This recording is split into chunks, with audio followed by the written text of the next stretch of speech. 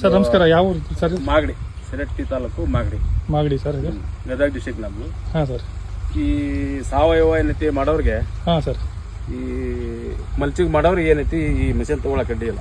Zero cultivation ಮಾಡೋದು, zero cultivation ಮಾಡಕ್ಕ.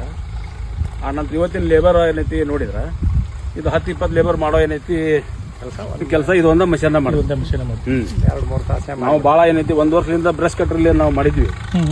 ಆದ್ರ ಈ ತರ ಏನೈತಿ ನಮ್ಗ ಈ ಕೆಲಸ ಆಗಿದ್ದಿಲ್ಲ. ಹೌದು. ಏನೈತಿ ಇದು ನಿಮ್ದು ಸ್ಟೆಬಲ್ ಶವರ್ ಏನೈತಿ ನಮ್ಗ ಭಾಳ ಅನುಕೂಲ ಐತಿ ಅಂತ ಹೇಳ್ತೀವಿ.